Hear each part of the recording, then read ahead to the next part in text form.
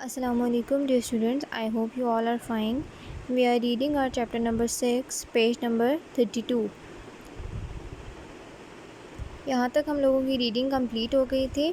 Now starting from this line, what have you done with the boy? उसने servant से पूछा कि तुमने लड़के के साथ क्या किया है. Sir, a young man came and said that you had sent him. Servant ने जवाब दिया कि एक यंग आदमी आया और उसने मुझे कहा कि आपने उसे भेजा है. He said that you wanted the boy. उसने कहा कि आपको इसी वक्त उससे मुलाकात करनी है. So I woke the boy. मैंने लड़के को जगा दिया. And he and the young man went away together to find you. और फिर वो लड़का और जो आदमी उसे ढूंढने आया था वो दोनों आपको ढूंढने के लिए चले गए. Hendon at once thought of John Canty. Hendon को एकदम से जॉन कैंटी के बारे में सोच आई. Was the young man alone? He asked the servant. उसने सर्वेंट से पूछा क्या वो आदमी अकेला आया था. He picked him up and shook him like a rat. Hendon ने उस सर्वेंट को उठा कर झंझोड़ा जैसे वो एक छोटा सा चूहा हो. Quick, it's important. जल्दी बोलो, ये बहुत ज़रूरी है. Sir, the young man came here alone. वो आदमी यहाँ पर अकेला आया था. बट लेकिन when he and your friend were leaving, जब वो और आपका दोस्त यहाँ से जा रहे थे इकट्ठे, I saw a big strong man standing at the corner of the street. मैंने एक बहुत बड़े और मज़बूत से आदमी को गली के कोने में खड़ा हुआ देखा. He was watching them. वो उन्हीं को देख रहा था. तो आई वॉज राइट. मैं ठीक था. Said Hendon to himself. Hendon ने अपने आप से कहा. That man sent a messenger to the inn. उस आदमी ने अब एक मैसेंजर भेज दिया यहाँ पर. Because he knew that the boy would never go with him. क्योंकि उसे पता था कि लड़का जो है वो उसके साथ कभी भी नहीं जाएगा. I must save my friend. मुझे लाजमी तौर पर अपने दोस्त को बचाना होगा. ही थॉट.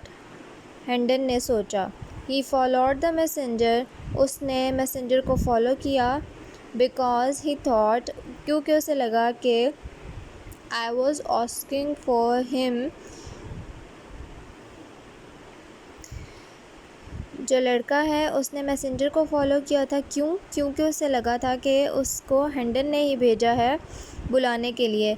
तो अब हेंडन को महसूस हुआ कि ये मेरी ही ज़िम्मेदारी है कि मैं उस लड़के को बचाऊं क्योंकि वो मेरी वजह से मुश्किल में है.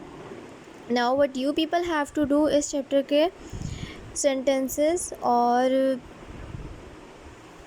सिनोनिम्स जो हैं वो एक ही जगह पे पाइलअप्ड हैं क्योंकि ओनली 3 वर्ड्स थे तो आपको अलग से नहीं प्रोवाइड किए जाएंगे. एक ही पेज पर है, आप लोगों को सिर्फ वो कॉपी करना है. उसके अलावा आप लोग इसकी जो एक्सरसाइज आपको एंड पे दी गई हुई है, शॉर्ट एक्सरसाइज है, वेरी शॉर्ट एक्सरसाइज. सिर्फ आपने ट्रू और फॉल्स को टिक करना है. आप लोग इधर ही सॉल्व कर सकते हो नीटली. सिर्फ put tick in the relevant box. अगर तो सेंटेंस ट्रू है तो अंडर द टी पुट टिक और टी. और अगर तो सेंटेंस फॉल्स है put F in the box of F side. Kindly do this exercise as we have done with chapter number 6. You are provided with sentences and synonyms of 3 words. इस chapter के सिर्फ 3 ही words हैं. आप लोग kindly सिर्फ इनको ही copy करोगे. Question answer आपको नेक्स्ट लेक्चर में जब चैप्टर नंबर 6 की हम रिवीजन करेंगे उसमें प्रोवाइड कर दिए जाएंगे. फ़िलहाल इसके सिर्फ सिनोनिम्स और सेंटेंसेस हैं, उनकी पिक्चर आपको भेज दी जाएगी. आपने उन्हें कॉपी करना है. सिर्फ यही सेंटेंसेस हैं क्योंकि वर्ड्स कम थे इसलिए सिनोनिम्स साथ ही पाइल अप कर दिए गए हैं. आप लोग यहाँ से भी स्क्रीनशॉट ले सकते हो. उसके अलावा आपको पिक्चर भी प्रोवाइड की गई है. काइंडली इनको नोट डाउन कर लें और अपनी एक्सरसाइज भी कंप्लीट कर लें.